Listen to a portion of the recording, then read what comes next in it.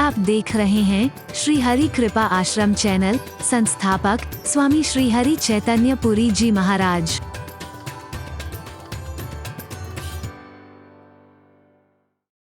भद्राणि पश्यन्तु मा कश्चित् दुःखभाग् भवेत्। ओम शांति शांति शांति।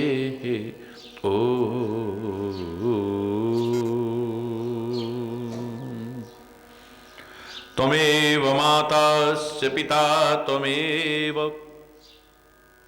त्वमेव बन्धुश्च सखा त्वमेव त्वमेव विद्या द्रविणं त्वमेव त्वमेव सर्वं मम देव देव।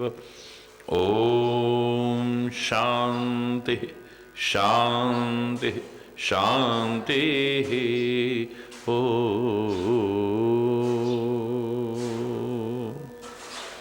ध्यानमूलं गुरुर्मूर्ति पूजामूलं गुरुपदं मंत्रमूलं गुरुर्वाक्यं मोक्षमूलं गुरुकृपा। ओम शांति शांति शांति।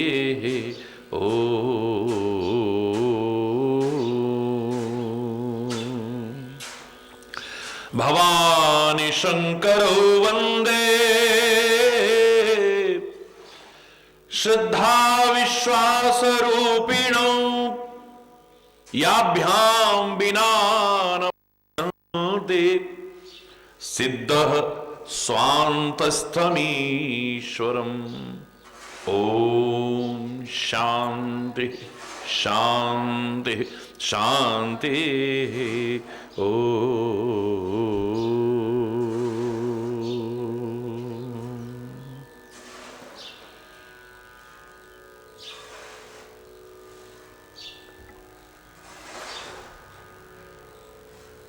नारायण नारायण हरि हरि।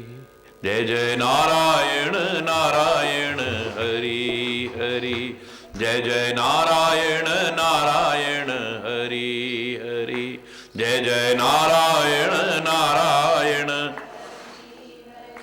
तेरी लीला तेरी महिमा हरि है न्यारी न्यारी बड़ी प्यारी प्यारी हरि हरि।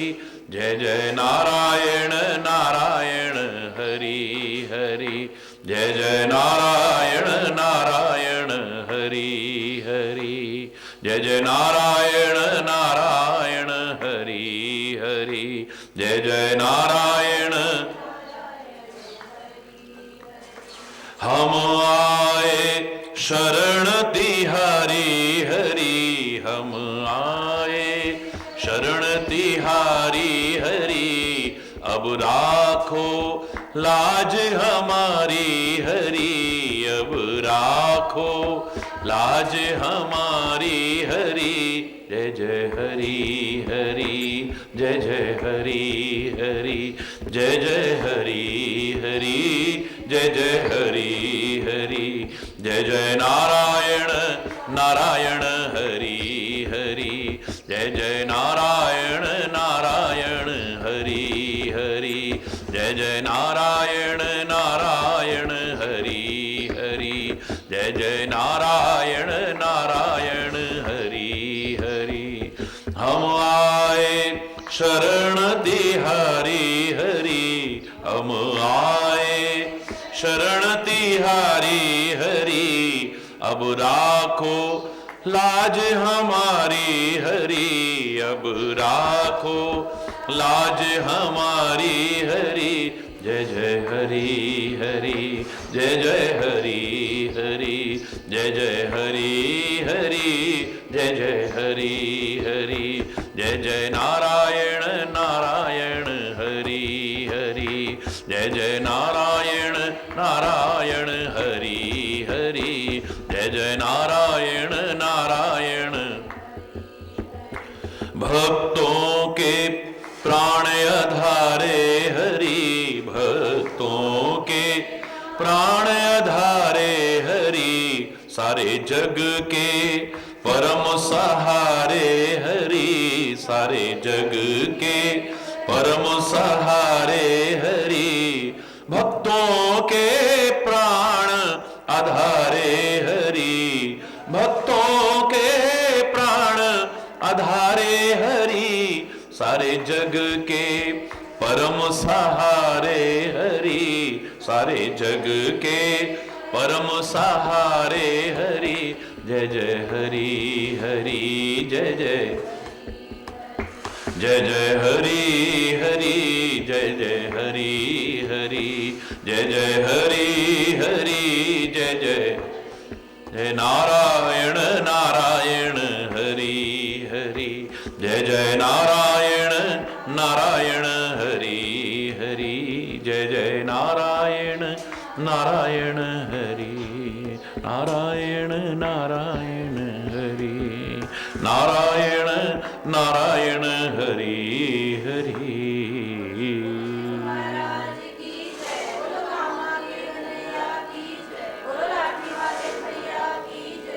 हरि बोल, हरि बोल।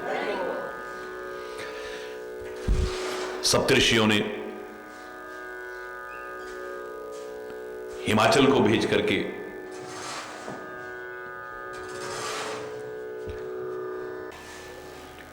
पार्वती को भी घर पहुंचवाया और भगवान शिव को जाकर के सारा बताया। भगवान शिव पार्वती का स्नेह सुनकर के मगन हो गए। फिर मन को स्थिर करके श्री राम का स्मरण करने लगे।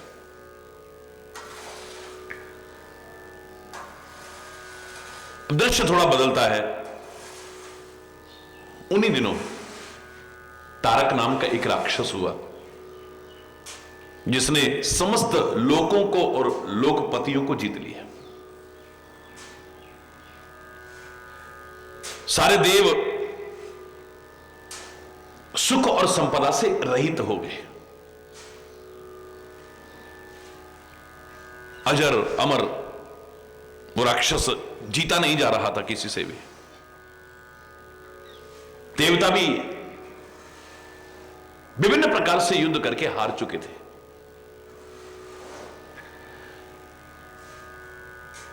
विधाता के पास गए, पुकारा। विधाता ने देखा कि सब देव दुखी हैं, समझा करके कहा कि इस राक्षस का वध तब हो सकता है जब भगवान शिव के शुक्र से जो संतान उत्पन्न हो वो इसे युद्ध में जीत सकती है।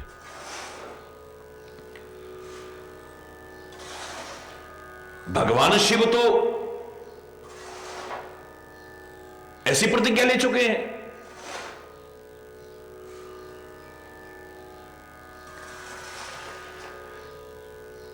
मोर कहा सुनी करहु उपाय। मालूम है कि ऐसा संभव सा नहीं लग रहा है, लेकिन इसका तात्पर्य नहीं कि आप हिम्मत हार जाओ किसी भी क्षेत्र में। विधाता कहने लगे कि मेरा कहना मान करके एक उपाय करके देखो। होए ही ईश्वर करे ही सहाय। अब देखो हर जगह पर बिल्कुल शब्दों का थोड़ा सा अंतर है, लेकिन यह पंक्ति बहुत ज्यादा रामायण में दर्शन मिलते हैं। करिए देव जो होए सहाई।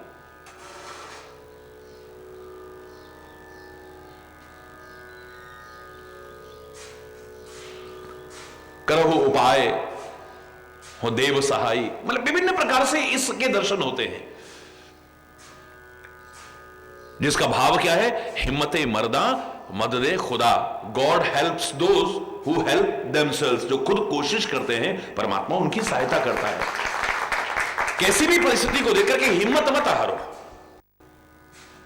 लग रहा है कि ये कैसे होगा, ये कैसे होगा, how it can be possible, how it can be possible. और मैंने कहा था impossible itself says that I am possible. Impossible itself says that I am possible.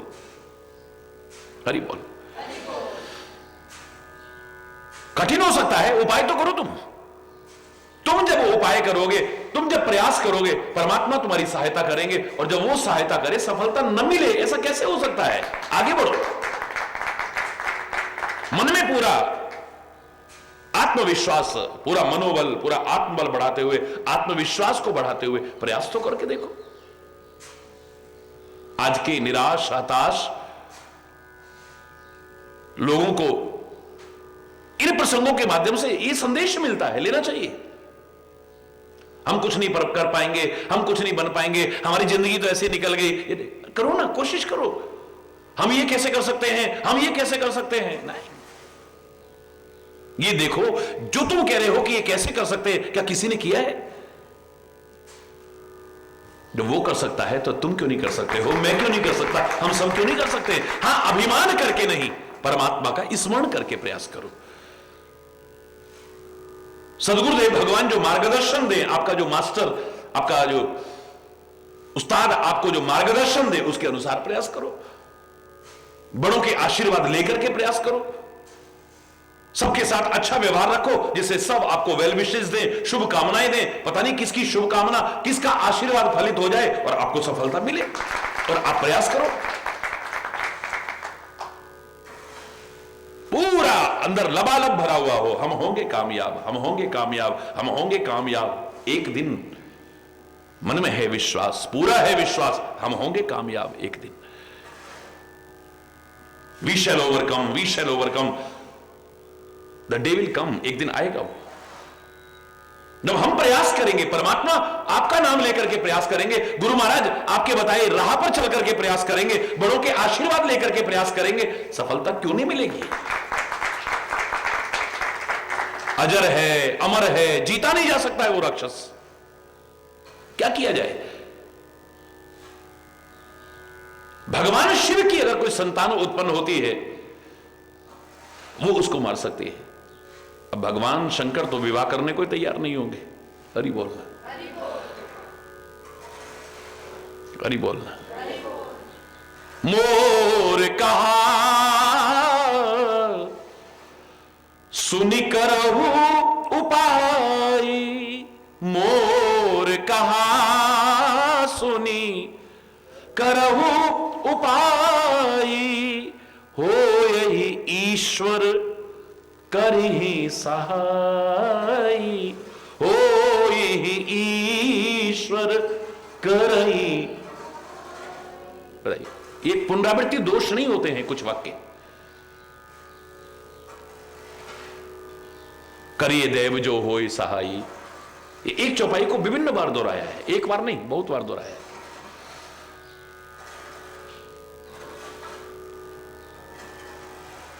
मेरी बात को सुनो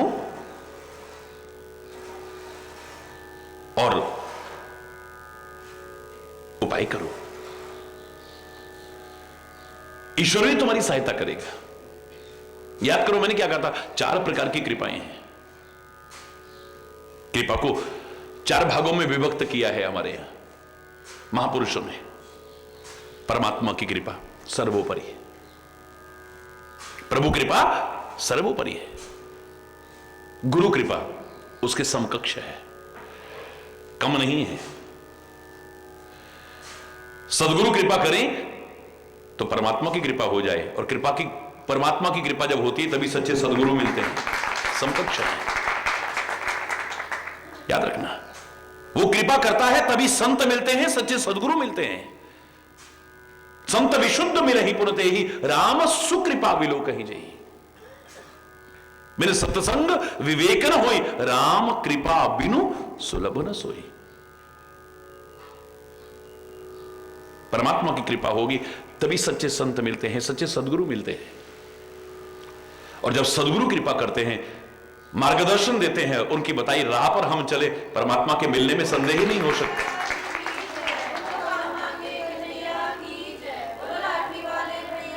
तभी तो सीधे सीधे सीधे सीधे तुलसी ने तो हनुमान जी से ही कहा था, जय जय जय हनुमान गुसाई, कृपा करो गुरुदेव की नहीं। मेरे पर तो गुरु जैसी कृपा कर दो। भगवान की कृपा से पहले बोले, हां उनकी कृपा से पहले मुझ पर सदगुरु की कृपा चाहिए।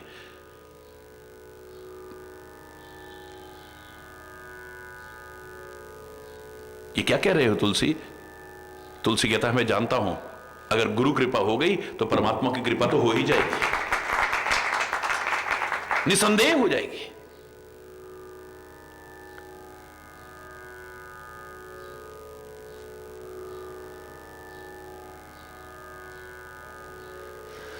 करिए ही ईश्वर होई सहाय, तुम करो।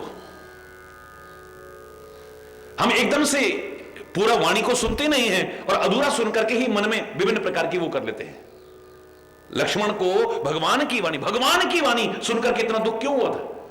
समझा तो है ही नहीं उन्होंने क्या कहा है, वो कहना क्या चाहते हैं।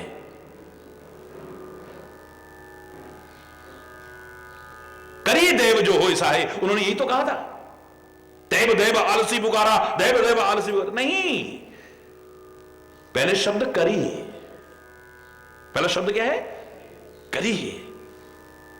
तुम करो।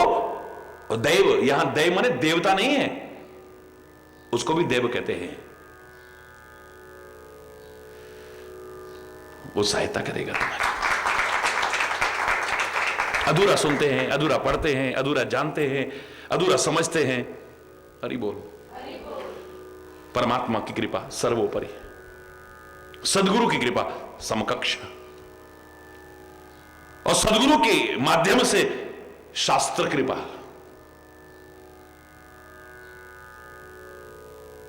कम नहीं है। और चौथी है आत्म कृपा। लेकिन आत्म कृपा मैंने अंत में कहा है, चौथे नंबर पर कहा है, लेकिन इसके महत्व को नकारा नहीं जा सकता है। कई बार परमात्मा की कृपा भी हो जाती है, गुरु की कृपा भी हो जाती है, सदगुरु के माध्यम से शास्त्र कृपा भी हो जाती है, लेकिन आत्म कृपा यानी अपना प्रयास ना हो तो सब कृपाएं भी बेकार चली जाती है। अपनी कृपा यदि ना हुई, आत्म कृपा ना हुई, अपना प्रयास यदि ना हुआ तो सब कृपाओं को निष्फल करके रख देंगे। माता पिता ने जन्म दिया, पाला पोसा, स्कूल में एडमिशन दिला दिया, फीस भर दी, ड्रेस सिला दी, किताबें ले दी, आने जाने का साधन भी कर दिया, मां भी सुबह उठ करके तैयार भी करती है, लंच बॉक्स भी रख देती है, स्कूल में गया, टीचर ने पढ़ाया भी, मां ने कृपा की, पिता ने कृपा की, गुरु ने कृपा की, लेकिन अपनी कृपा नहीं की तो बच्चा फेल होते देखा गया है। हरि बोल। जिसे श्री राम खुद कहते हैं, नर्तन भव बारिधि कहूं बेरो, सन्मुख मरुत अनुग्रह बेरो, करणधार सदगुरु दृढ़ नावा, दुर्लभ साज सुलभ करी पावा। इस भव सागर को पार करने के लिए पुराने जमाने में बेड़े चला करते थे, जिनको जहाज आज कहते हैं, बेड़े होते थे जो हवा के पाल होती थी और हवा की अनुकूलता के अनुसार आगे बढ़ते थे। तो मनुष्य शरीर इस भव सागर को पार करने के लिए बेड़े की तरह है, उस जहाज की तरह है, और उसमें अनुकूल वायु की आवश्यकता होती है।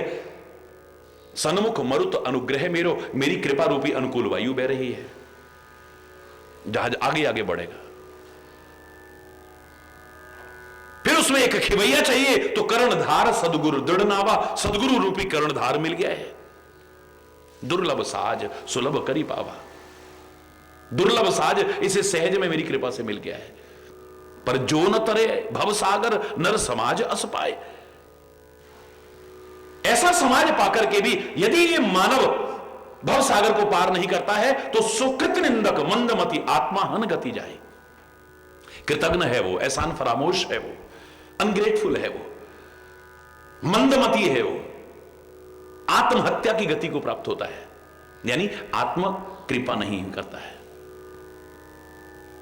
अरे भव सागर को पार करना है, सागर को पार करने के लिए जहाज चाहिए, जहाज को चलाने वाला चाहिए, जहाज के लिए अनुकूलता चाहिए, और क्या चाहिए।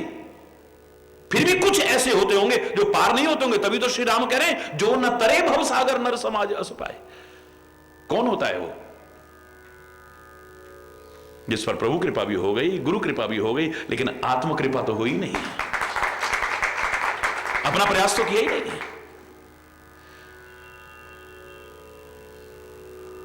नानक नाम जहाज है, चढ़े सो उतरे पार।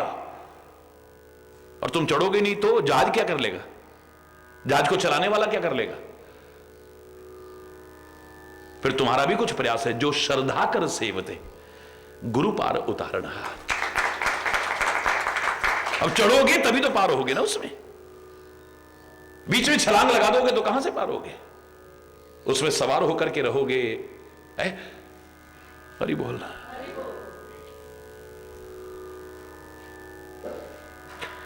हो यही तुम करो, ईश्वर करे सहाय, परमात्मा भी तुम्हारी सहायता करेंगे। और अनुकूलता का प्रसंग यह है कि सती जिसने शरीर परित्याग किया था दक्ष के यज्ञ में, वो हिमाचल के घर में पैदा हो चुकी है।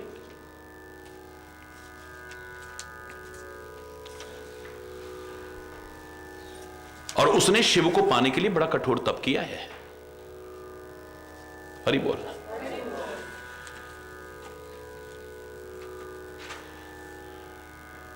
उनको पति रूप में पाने के लिए बड़ा कठोर तप किया है। शिव समाधि बैठे सब त्यागी, भगवान शिव तो समाधि लगा के बैठ गए। यद्यपि अहि असमंजस भारी, बड़ा असमंजस की बात है कि कैसे होगा कैसे होगा, तदपि बात एक सुनो हमारी, फिर भी एक उपाय बताते हैं। हमारी बात सुनो, घबराने की आवश्यकता नहीं है।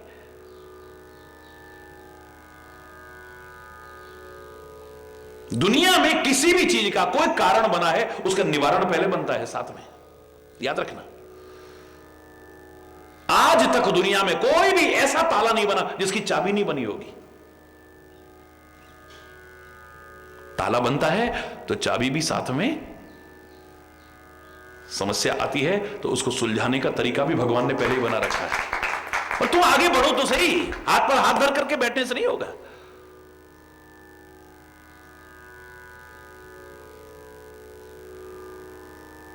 वो तो असमंजस की स्थिति है, बिल्कुल ठीक है। लेकिन तुमने मुझसे पूछा है, मेरे पास आकर के दुख रोया है, मैं उपाय बताता हूं। ऐसा करो ना, काम को शिव के पास भेज दो। हरि बोलना, हरि बोलना।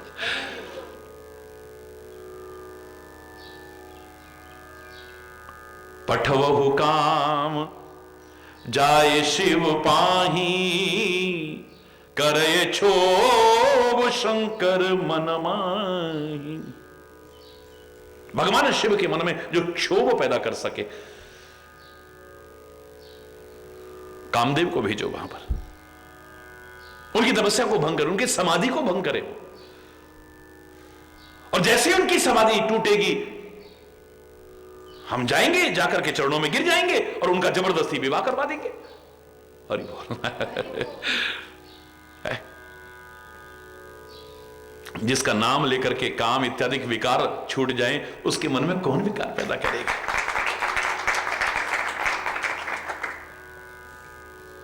बस इस तरह से चाहे देवहित हो जाए, ब्रह्मा अपनी मति के अनुसार, लेकिन उपाय तो बता रहा है ना। निकम्मा निठल्ला रहना किसी ने भी हमको नहीं सिखाया है। परमात्मा का स्मरण करते हुए अपने कर्तव्य का पालन करना, अपना प्रयास करना है बस, सही दिशा में वो भी। क्योंकि सही दिशा में जितने हम कदम उठाएंगे मंजिल की ओर जा रहे हैं, और सही दिशा में नहीं, गलत दिशा में जो कदम उठाएंगे मंजिल से उतने दूर होते चले जाएंगे। कदम हमारे सही दिशा में होने चाहिए, डायरेक्शन हमारी ठीक होनी चाहिए बस।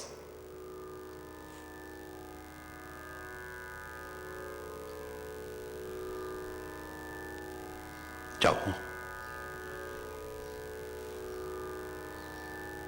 एक यही तरीका है देवताओं का हित करने के लिए। मन में सब कहते हैं बात तो बिल्कुल ठीक है, बहुत बढ़िया उपाय है। कहां जाएंगे ये? मैंने एक बात कही थी कि जब आपके पास कुछ और साधन करने का समय न हो, कभी ऐसी स्थिति आ जाती है कि तुरंत आपको दैव सहायता की आवश्यकता है, सदगुरु सहायता की आवश्यकता है, प्रभु सहायता की आवश्यकता है। अब उस समय आप जप नहीं कर सकते बैठ करके, तप नहीं कर सकते, साधन नहीं कर सकते, यज्ञ नहीं कर सकते, कुछ और नहीं कर सकते। सच्चे हृदय से प्रार्थना करना, तुम जहां और जब प्रार्थना करोगे तुरंत सुनी जाएगी। नारद जी के मन में आया कि मैं विश्व विमोहनी को प्राप्त करूं, लेकिन जब तब कछु न हो ही काला, जब तब तो मैं कर नहीं सकता हूं। तपस्या के बल पर क्या नहीं किया जा सकता है, असंभव को संभव किया जा सकता है। लेकिन अब टाइम तो इतना है नहीं, जब तक मैं तपस्या करूंगा तब तक तो इसकी शादी हो जाएगी, स्वयंवर हो रहा है। तो क्या किया जाए? ना जप करने का समय है, ना तप करने का समय है, ना होम यज्ञ करने का समय है, बाकी समय तो है नहीं है। अब तत्काल आवश्यकता है, तो मैं क्या करूं? बहुविधि विनय कीनते ही काला, बहुत तरह से प्रार्थना की है बस। और सच्चे हृदय की प्रार्थना को परमात्मा सदगुरु दैव न सुने, ऐसा हो ही नहीं सकता है।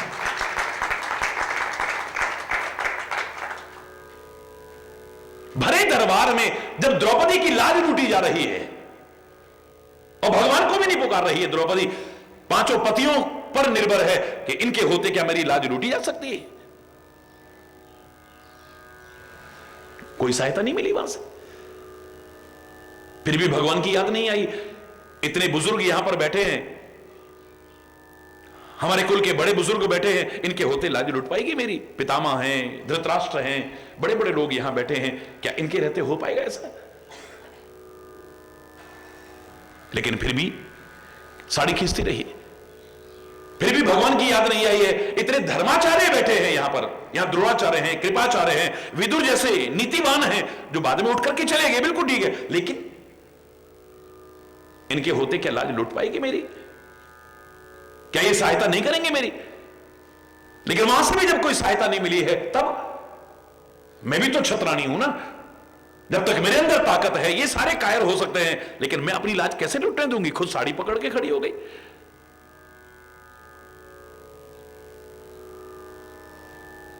जब अपने हाथों से भी साड़ी खिसकने लगी, दुशासन के वो सबल हाथ, 10,000 हाथियों की ताकत वाला दुशासन जब खींचने लगा है और साड़ी खिसकने लगी है, तब क्या किया था उसने?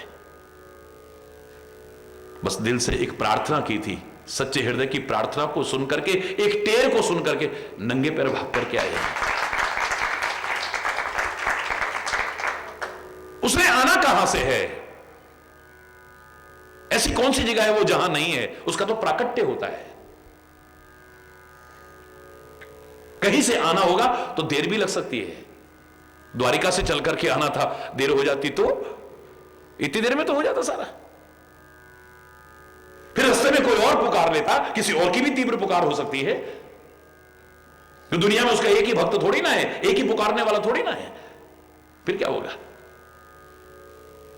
सच्चे हृदय से जहां पुकारोगे, तुम्हारे हृदय की प्रार्थना को सुनकर के परमात्मा वही सहायता प्रदान करेंगे।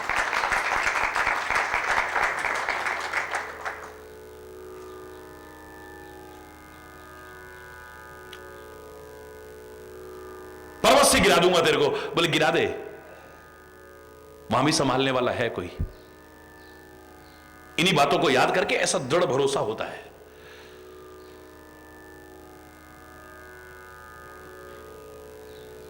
और विश्वास ही फल देता है।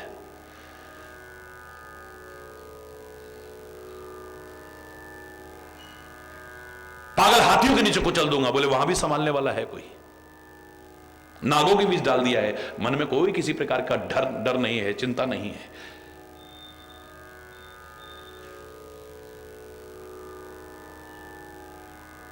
आग में भी जलाने की कोशिश की है, वहां भी रक्षा हो गई है। हरि बोलना। कवच और वरदान प्राप्त, होलिका जल के खाक हो गई है, लेकिन प्रहलाद का बाल बाका नहीं। कहीं से आया था बचाने, अगर आता जरा देर हो जाती, इतनी देर में जल के खाक हो जाता। और भरे दरबार में जब अचानक कहा गया इस तपते हुए खंबे को देकर के, क्या इसमें भी तेरा भगवान है?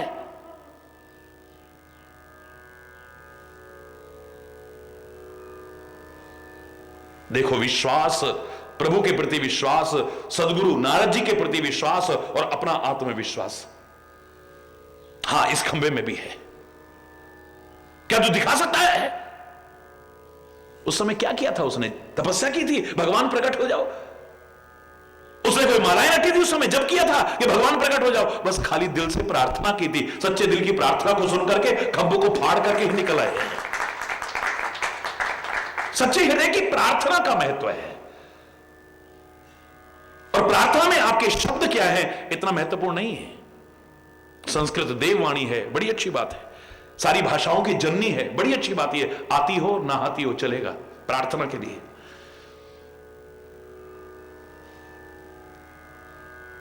वो आपकी भाषा नहीं देखेगा, वो आपका मधुर कंठ नहीं देखेगा, आपकी विद्युता नहीं देखेगा, आपका बोलने का लहजा नहीं देखेगा। वो आपके प्यार और हृदय की भावनाओं को देखेगा, वहीं प्रकट हो जाएगा।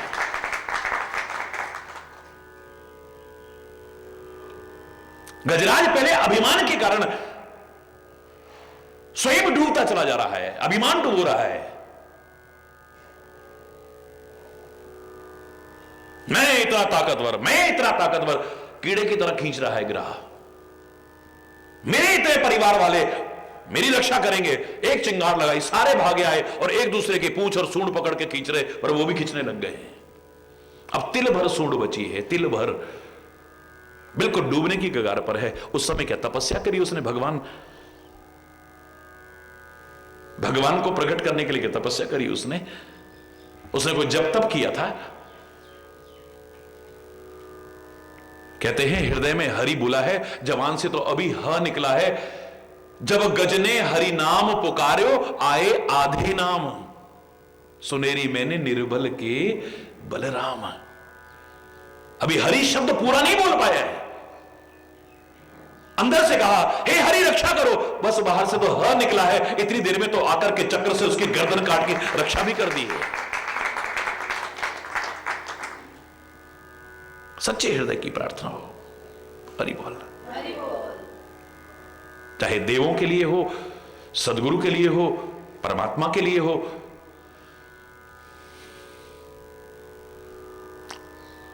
भाव नहीं है, प्रेम नहीं है, आप सारा दिन शास्त्रों का वो पाठ करते रहो, जाप करते रहो, श्लोक बोलते रहो, स्तोत्र बोलते रहो, कोई फायदा नहीं।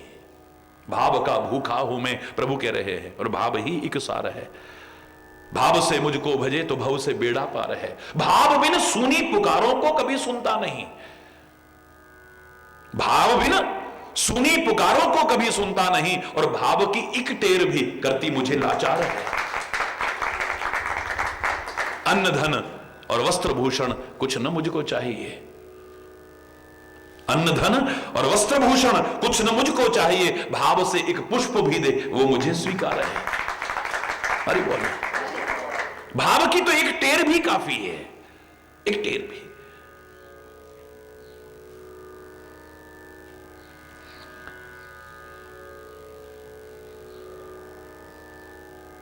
इस समय अब कामदेव को कहां ढूंढे हम?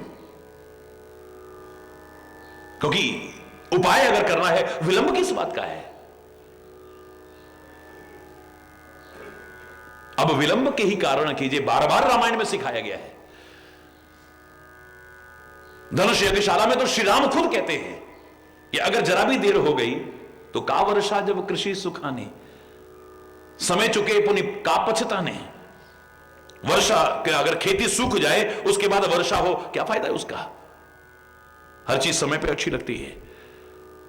एक क्षण भी व्यर्थ में नष्ट नहीं करना चाहिए। जो तुम्हें प्रयास करना है तुरंत शुरू करो ना। आगे भी फिर राम कहते हैं कि अब विलंब के ही कारण कीजिए, तुरंत कपन कहूं आए सदीजिए। विलंब किस बात का है? अब करो ना शुरू। जब मालूम है ये काम करना है तो करना है।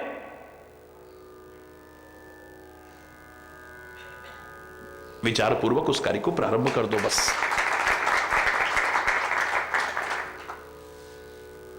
अस्तुति सुरन कीन अति हेतु, बस प्रार्थना की है। प्रार्थना में बड़ी शक्ति है, इतना याद रखना, बहुत ताकत है।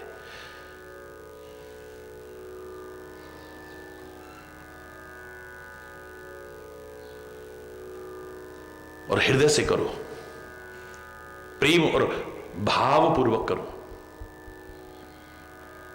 जैसे ही प्रार्थना की है, प्रगटेउ विषम वान झकके तू, एक क्षण का विलंब नहीं लगा, कामदेव प्रकट हो गया वहीं पर। देवताओं ने अपनी विपत्ति कही और कामदेव मन में विचार करते हैं। बड़े ध्यान से सुनिएगा। अगर मैंने भगवान शिव से विरोध किया, यानी उनको छेड़ने का मतलब क्या है? विरोध ही है, तो क्या मेरी कुशलता होगी? कौन बचाएगा मुझे? मेरे प्राण बचने वाले नहीं है फिर। शंभु विरोध न कुशल मोई, बिहस कहूं अस मार। मुस्कुराकर के कामदेव, मार माने कामदेव, मुस्कुराकर के कहने लगे भगवान शिव से विरोध करने में मेरी कुशलता नहीं है, लेकिन घबराओ मत। लोग घबराने लगे, बोले घबराओ मत, तदपि करो मैं काज तुम्हारा, हे देवो फिर भी मैं तुम्हारा काम करूंगा। क्यों? क्योंकि श्रुति के है परम धर्म उपकारा। वेद कहते हैं कि परोपकार से बड़ा कोई धर्म दुनिया में है ही नहीं है।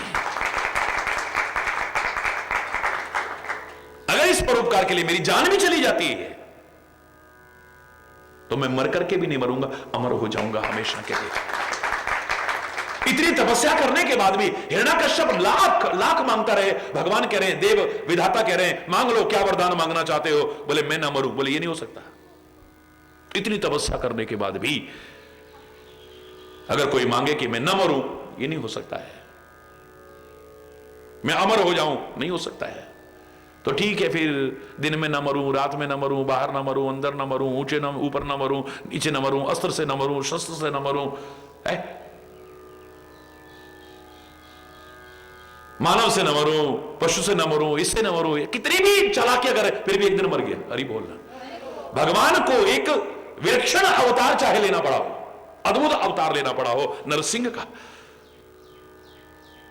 इतना कठोर तप करके भगवान शिव और ब्रह्मा दोनों मिलकर के कहते हैं, रावण वरदान मांग लो, क्या मांगना चाहते हो? रावण को किसने वरदान दिया था? बोलो किसने? जोर से बोलो।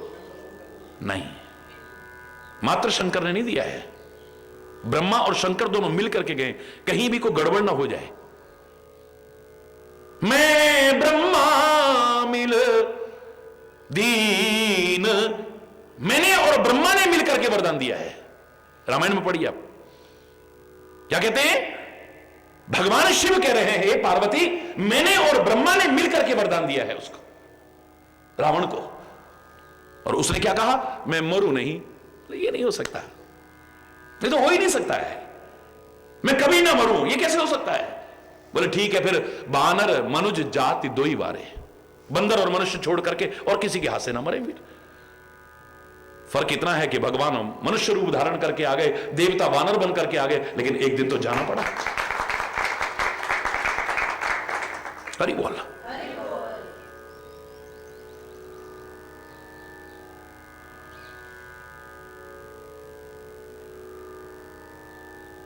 लाख तपस्या करके भी कोई चाहे कि मेरी मृत्यु ना हो, ऐसा नहीं हो सकता है।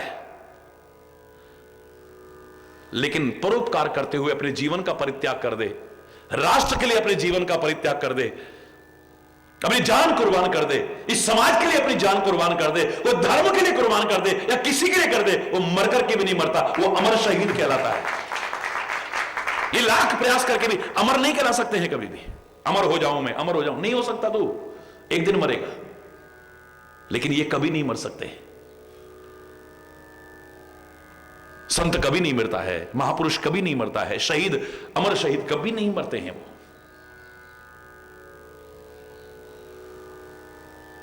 मां तो साफ साफ वाणी में कह दिया, पापी मरे संत सब जीवे, राम रसायन रसना पीवे। पापी मर सकता है, संत नहीं मर सकता है कभी भी। एक शायर ने कहा, भक्त भी कभी नहीं मरता है, जो रहता है हरदम उनका तसव्वुर। इबादत नहीं तो फिर और क्या है, तेरे नाम पर जिंदगानी लगा दी, शहादत नहीं तो फिर और क्या है। और शहीद कभी मरता नहीं है।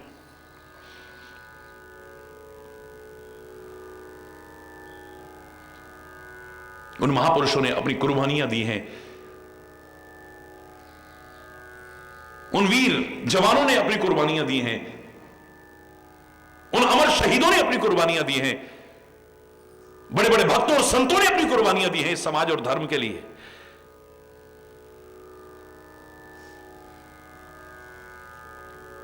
मारने वाले मर जाएंगे लेकिन वो कभी मर नहीं सकते।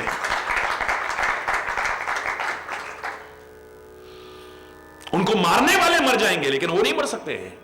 जो संत की शरण में आ गया है, सदगुरु की शरण में आ गया है, प्रभु की शरण में आ गया है, परोपकार अपना लिया है, राष्ट्रभक्ति अपना ली है, सेवा अपना ली है जिसने, वो नहीं मर सकता है कभी भी। मैं तो कबीर से भी कहा कि तू अंधविश्वास का विरोध करता है, तेरे को वो मार जाएगा आकर के कभी।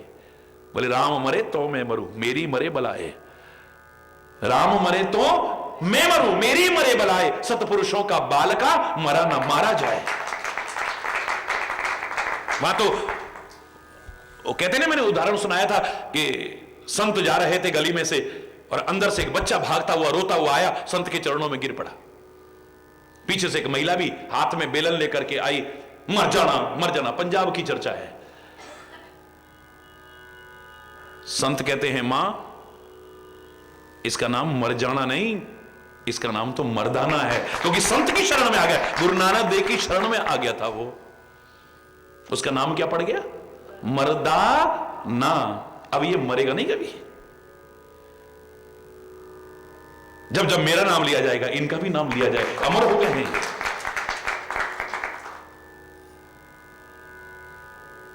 मैं जानता हूं कि भगवान शिव से विरोध करके मेरी कुशल नहीं है, मृत्यु सुनिश्चित है।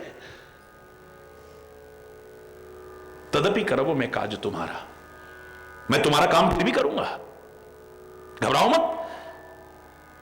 क्योंकि श्रुति के है परम धर्म उपकारा। वेद कहते हैं, श्रुति माने वेद, परम धर्म उपकार है। परोपकार से बड़ा कोई धर्म नहीं। इस समय परोपकार की चर्चा चल रही है तो परोपकार को सबसे बड़ा धर्म बताया है। जब सत्य की चर्चा चलती है तो कहा सत्यम परम धीमहि, वेदों ने कहा। और तुलसी भी कही बिना रहा, धर्म न दूसरा सत्य समाना, सबसे बड़ा धर्म सत्य ही है। जब सेवा की चर्चा चलती है तो सेवा को सबसे बड़ा धर्म बताया है। जब अहिंसा की चर्चा चलती है तो अहिंसा परमो धर्म, श्रुति कहे परम धर्म, श्रुति परम धर्म श्रुति विदित अहिंसा। श्रुति में परम धर्म क्या है? अहिंसा है। और मैंने उस दिन कहा था, इसमें संदेह की गुंजाइश नहीं है कहीं पर भी। अच्छाई का मार्ग जो पकड़ लो तुम्हारे लिए वही सबसे बड़ा धर्म है। राष्ट्र सेवा का मार्ग चुन लो, प्रभु सेवा का मार्ग चुन लो, समाज सेवा का मार्ग चुन लो, माता पिता की सेवा का मार्ग चुन लो, गुरु सेवा का मार्ग चुन लो। कोई भी मार्ग, सत्य के मार्ग पर चलने का प्रण ले लो, संकल्प ले लो।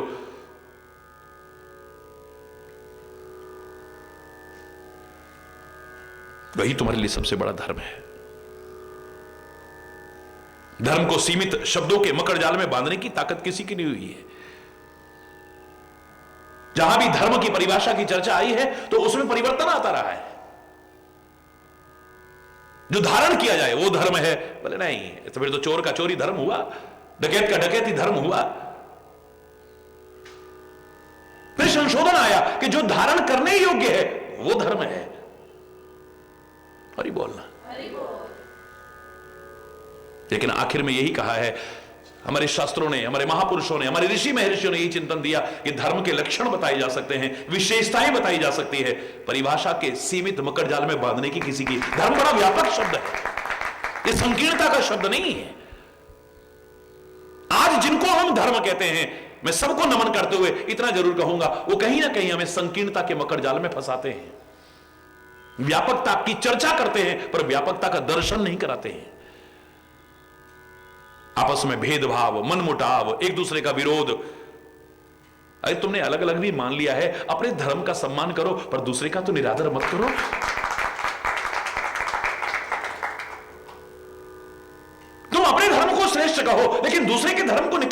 कहो, किसी की भावनाओं को आहत मत करो। वैसे ही इतनी अशांतियां फैली हैं और अशांति फैलाने की कोशिश क्यों कर रहे हो? एक जमाना था, हम धर्माचार्य उसको कहते थे जो बहस करके अपना विद्वता को सिद्ध करता था, शास्त्रार्थ होता था बाकायदा, और जो अपनी श्रेष्ठता सिद्ध करता था, सामने वाले को हरा देता था, हम उसे आचार्य की पदवी दे देते थे। वाद होता था, विवाद होता था। लेकिन वर्तमान समय की पुरजोर मांग है कि अब ना वाद हो ना विवाद हो, अब तो आपस में एक मधुर संवाद हो। मधुर संवाद की आवश्यकता है, वाद विवाद की आवश्यकता नहीं। वैसे ही इतने वाद विवाद हैं। हरि बोलना।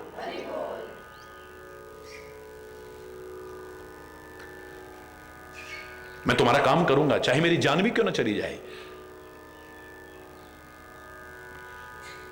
श्रुति कहे परम धर्म उपकारा, वेद कहते हैं कि परम धर्म उपकार है। इस परोपकार के लिए मैं हंसते हंसते अपनी जान कुर्बान करने को तैयार हूं। और जो दूसरों के लिए जान कुर्बान कर देता है वो मर सकता है? हो ही नहीं सकता है।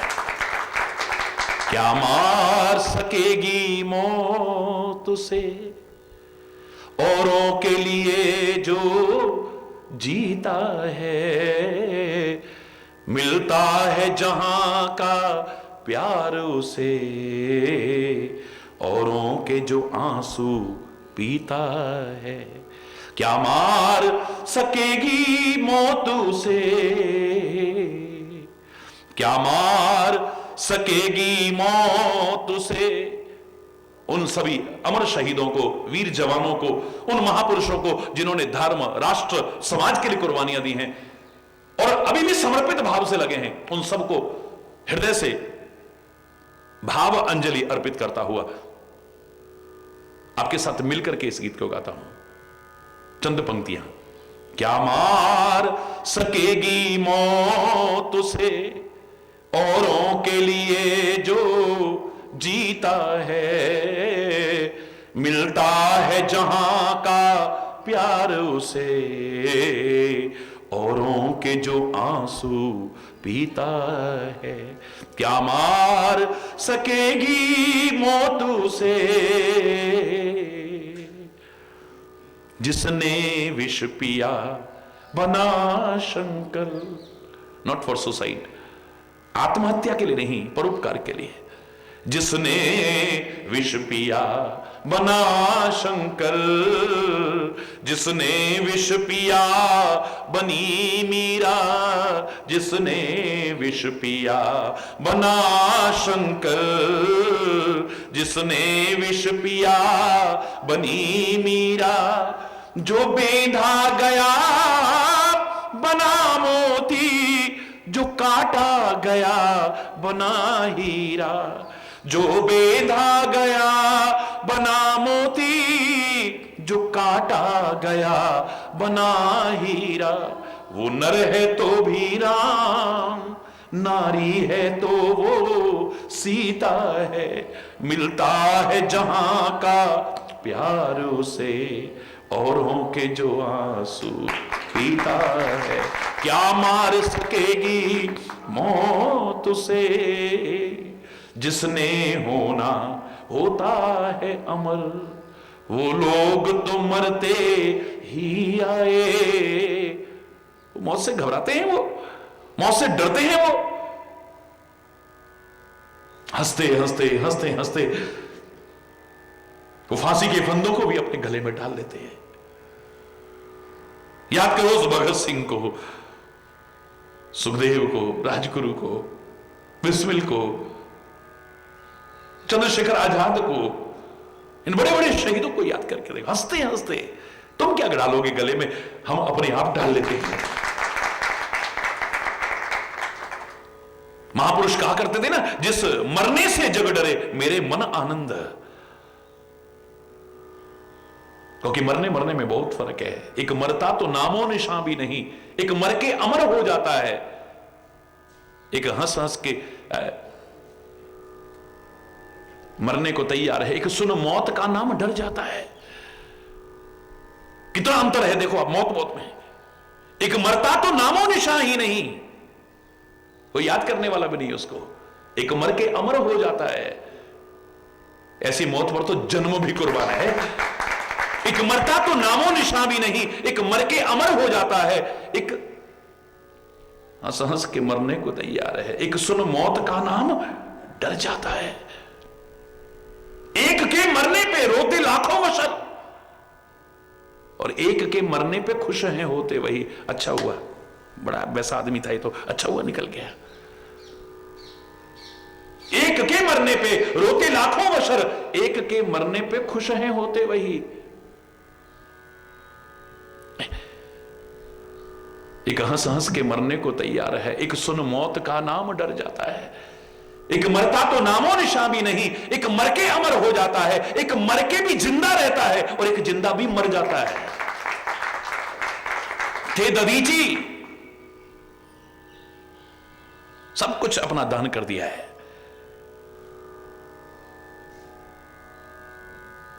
थे ददीची, जटायु, क्या जरूरत थी?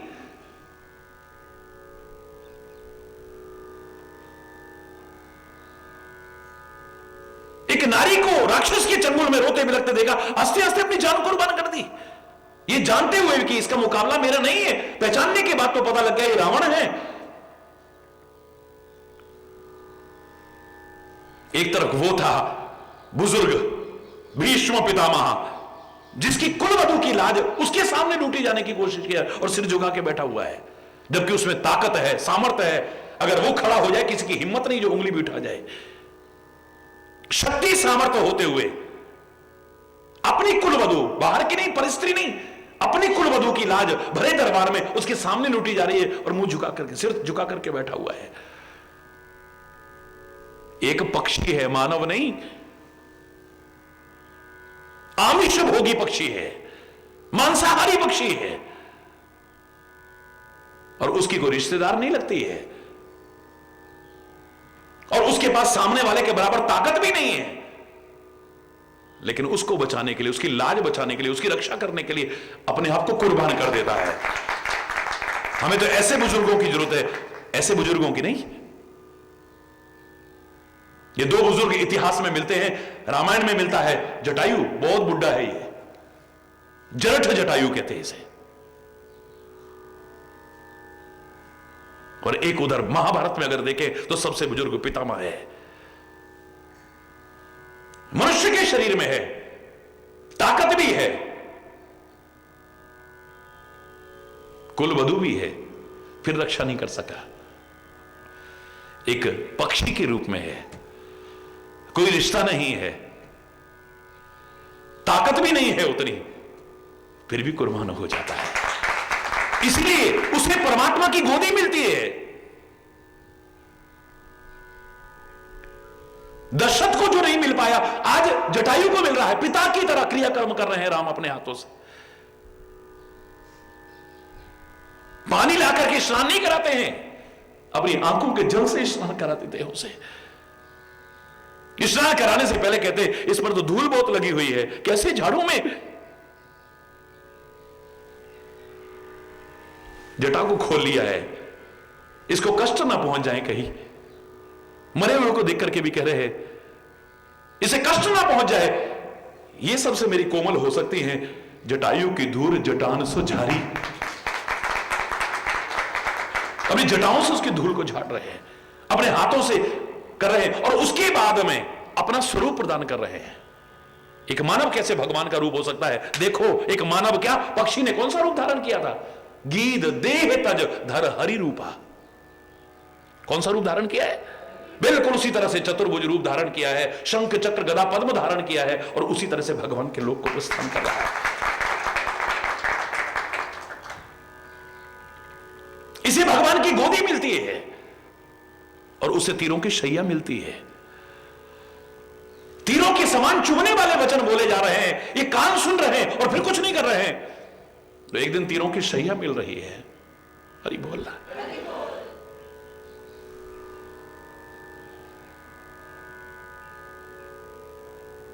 अपनी जान को हथेली पर रख करके अपनी गोदी में लेकर के आके उसे बचाने की कोशिश करता है, उसे भगवान की गोदी मिल रही है। जिसने थे दधीची जटायु भगत सिंह भी, दूसरों के लिए जान हंस हंस के दी। हो गए वो अमर याद कर आज भी, उनकी हर एक का दिल भर आता है। एक मरता तो नामो निशान भी नहीं, एक मर के अमर हो जाता है।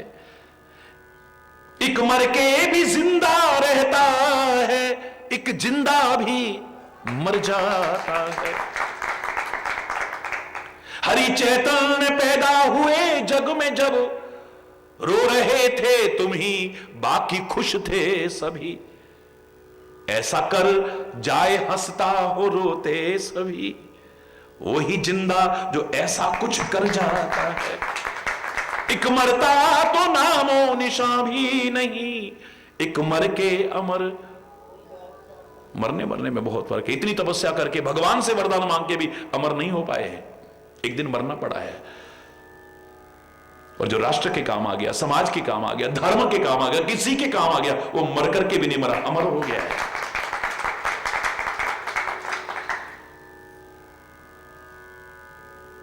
जिसने होना होता है अमर। आ जाओ वहीं लौट के, वो लोग तो मरते ही आए, जिसने होना होता है अमर। वो लोग तो मरते ही आए, औरों के लिए जीवन अपना बलिदान वो करते ही आए। औरों के लिए जीवन अपना बलिदान वो करते ही आए। जिसने दुनिया को दिए बादल, जिसने दुनिया को दिए बादल, वो सागर कभी ना रीता है। मिलता है जहां का प्यार उसे, औरों के जो आंसू पीता है। क्या मार सकेगी मौत उसे। मरना तो एक दिन सबने है, जन्म के साथ मृत्यु अवश्यंभावी है। लेकिन तीन तरह के लोग इसमें नजर आते हैं। एक तो जानबूझ करके कुल्हाड़ी अपने पैरों पर मारते हैं, कुछ ऐसा करते हैं जिसमें जिंदगी चली जाती है। उन्हें कोई समझदार नहीं कहता है। अपनी जिंदगी को बेवजह जानबूझ करके खत्म करना। डॉक्टर भी कह रहा है कि देखो अब शराब मत पियो, तुम्हारी शरीर में अब कुछ नहीं, मर जाओगे, फिर भी पी रहा है। लड़ाई झगड़ा कर रहा है जिसमें जान जा सकती है। वैर विरोध कर रहा है जिसमें जान जा सकती है। जानबूझ करके ऐसे कर्म कर रहा है जिनमें जान जा सकती है। कुल्हाड़ी से कपड़े दो और फिर कहो राम जी रक्षा करो, ना राम रक्षा करेंगे ना श्याम रक्षा करेंगे। खुले शब्दों में कह रहा हूं। स्वाभाविक रूप से कुल्हाड़ी तो क्या, वज्र भी तुम्हारे ऊपर पड़ गया और तुम्हें भगवान पर भरोसा है, तुम्हारी रक्षा हो जाएगी। लेकिन जानबूझ करके कुल्हाड़ी मार करके कपड़े दो और फिर कहो राम जी रक्षा करें। राम जी ने बुद्धि दी है, विवेक दिया है, तुम्हें जानवर नहीं इंसान बनाया है, समझ दी है कि कुल्हाड़ी से कपड़े नहीं धोए जाते हैं, फिर राम जी रक्षा नहीं करेंगे। एक जानबूझ के कपड़े फाड़ रहे हैं हम, एक लापरवाही से फटते हैं। हम चल रहे हैं, हमें ध्यान ही नहीं कि कांटों में अटक गए, तार में अटक गए, इस तरह से लापरवाही से चलते हैं। लोग कहेंगे देख के नहीं चल सकते, बेवकूफ कहेंगे हमें, समझदार नहीं कहेंगे हमें। तीसरा देखा, जो स्वाभाविक मृत्यु होती है, लोग अफसोस भी जाहिर करें, नहीं भाई देखो अब उम्र हो गई थी, बड़ा कष्ट उठा रहे थे, कोई बात नहीं, ऐसा कुछ नहीं है। एक स्वाभाविक मृत्यु है, एक लापरवाही से मृत्यु है, एक मूर्खता से मृत्यु है, जानबूझ करके कर रहा है, और एक दूसरों की जान बचाते बचाते अपने आप को कुर्बान कर देता है। हरि बोलना। एक मर के भी जिंदा रहता है, एक जिंदा भी मरे के समान होते हैं। हरि बोलना। कामदेव कहता है मैं जानता हूं भगवान शिव की जब समाधि को भंग करने जाऊंगा, उनके मन में क्षोभ पैदा करने की कोशिश करूंगा, मेरी कुशलता नहीं है, लेकिन परोपकार के लिए अगर मैं कुर्बान भी हो जाऊं तो हंसते हंसते तैयार है। श्रुति के है परम धर्म उपकारा, श्रुति के है परम धर्म उपकार। कामदेव को कितनी बुरी दृष्टि से देखते हैं लोग, है? लेकिन किसी ने कामदेव के इस चरित्र को अगर पढ़ा हो सलाम करने को मन करे। हरि बोल।